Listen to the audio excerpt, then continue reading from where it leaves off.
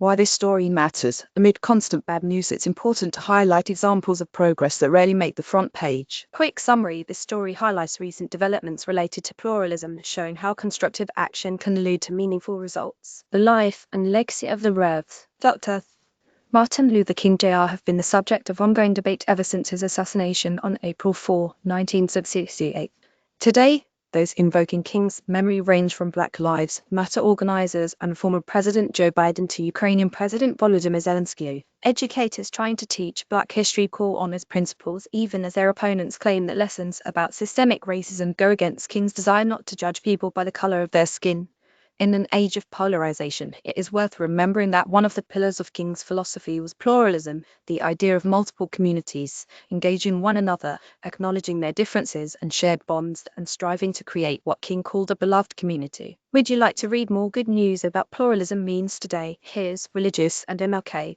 As an African-American philosopher who studies comparative religion, I am especially interested in what role religious pluralism played in King's fight for civil rights in the United States of America and human liberation around the world. King's worldview was deeply nurtured by his experiences in the Black church, where the Bible's stories of freedom and oppression are central.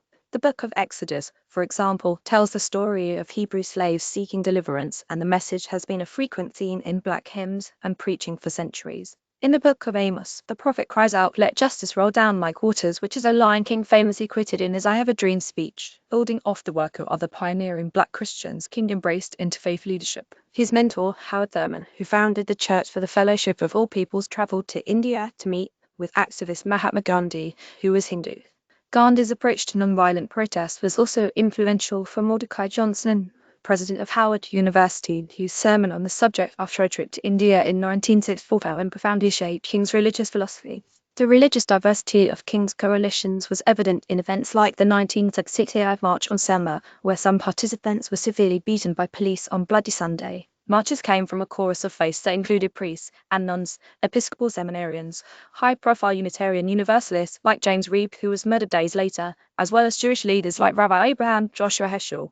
Complementing his Black church upbringing, King was inspired by wisdom across continents and cultures, from the Greek classics and Gandhi to Buddhist leaders like Thich and Nhat Hanh. Despite their differing dogmas, he hoped leaders from across the religious spectrum and those of no particular faith would join efforts to promote economic and racial justice and stand against imperialism. The Great Well House, when King used the word pluralism, he assumed that its ideal of belonging had both religious and racial connotations. For example, King praised the Supreme Court's decision in Engel v. Vitale, which concluded that public schools could not sponsor prayers, and which segregationist Alabama Governor George Wallace opposed. In a pluralistic society such as ours, who is to determine what prayer shall be spoken and by whom? King said in a 1965 interview. More than a decade earlier, during his time at seminary, King had written a paper exhibiting a keen awareness of Christianity's connections with other faiths. To discuss Christianity without mentioning other religions would be like discussing the greatness of the Atlantic Ocean without the slightest mention of the many tributaries that keep it flowing.